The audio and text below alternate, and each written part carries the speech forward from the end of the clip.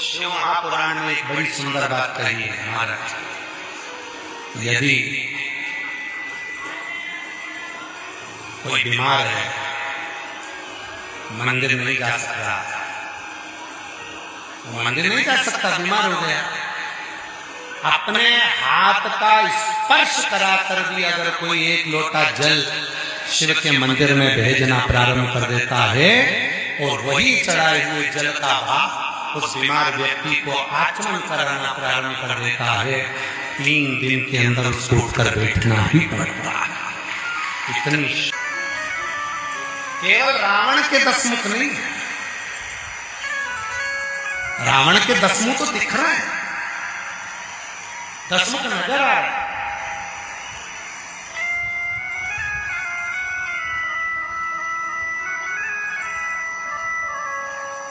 केवल रावण को 10 मुख नहीं दिए भगवान ने, सबके 10 मुख। भगवान शंकर के पास जो है वो भगवान ने सबको दिया। रावण को 10 मुख दिए, शिव जी के पास में 3 नेत्र हैं। रावण ने 10 मुख क्यों मांगे थे? 10 रुद्र के लिए। हे शिव, आप 10 रुद्र हो, इसलिए वो 10 रुद्र के रूप में तुम मेरे ऊपर करुणा करिए, कृपा करिए। इसलिए हनुमान जी का जो अवतार है वो 11वां रुद्र है,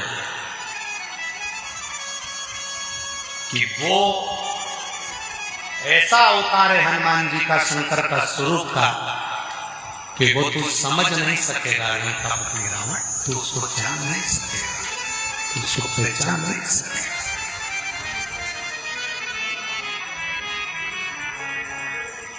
ग्यारह रुद्र शिव के,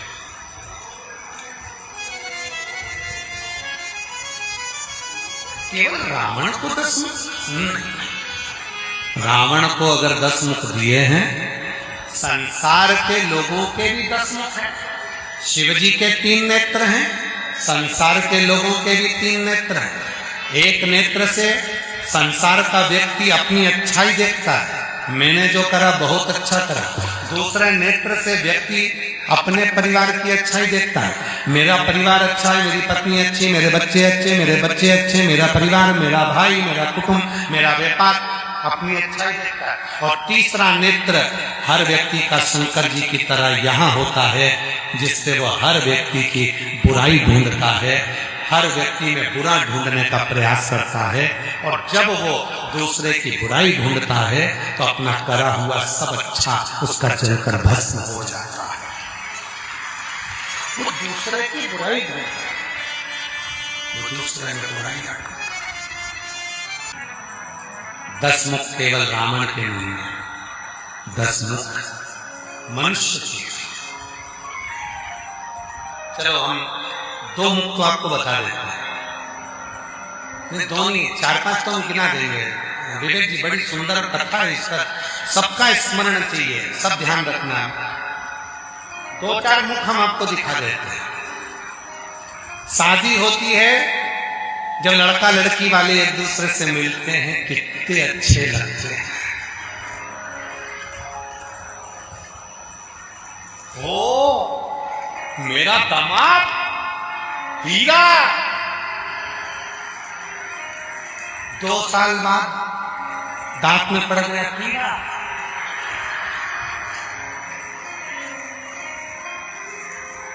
अब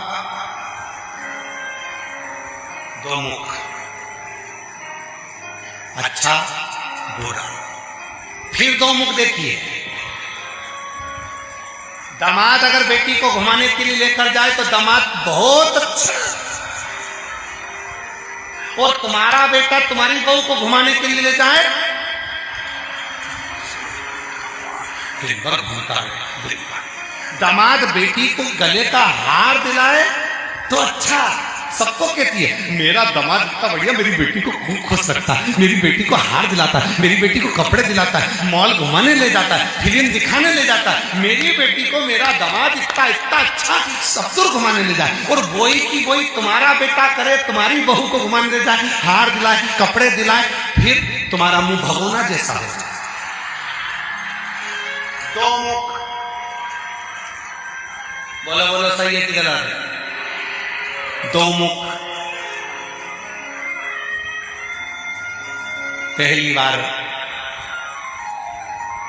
लड़की देखकर आए, फोटो आकर दिखाए, गुरुजी इतनी बढ़िया लड़की है, बिल्कुल नहीं बोली। हम 12 लोग गए थे गुरुजी, लड़की देखी, एक मुंह से आवाज नहीं आई, तुम देख के बताओ ना लड़के के लिए कैसी रहेगी। हमने कहा अभी नहीं बोली है, पर जब वो बोलेगी तो तुम भी डोलोगी।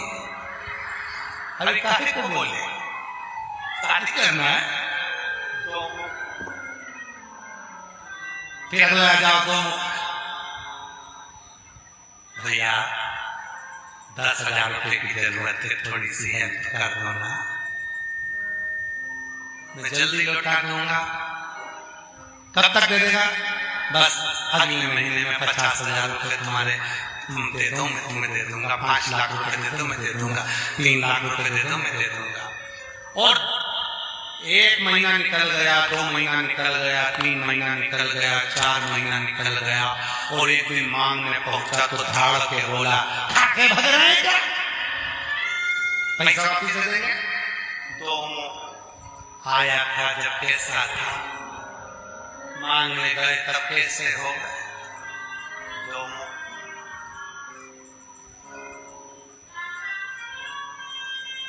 2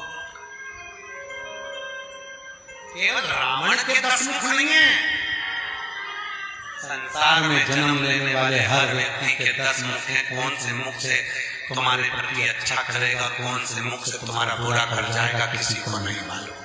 इसलिए शिव महापुराण की कथा कहती है, मनुष्य पर भरोसा करने से ज्यादा भरोसा शिव पर करना, एक लोटे जल पर करना, श्री शिवाय पर करना, भगवान के नाम पर करना, भगवान के मंत्र पर करना, भगवान की स्तुति पर करना।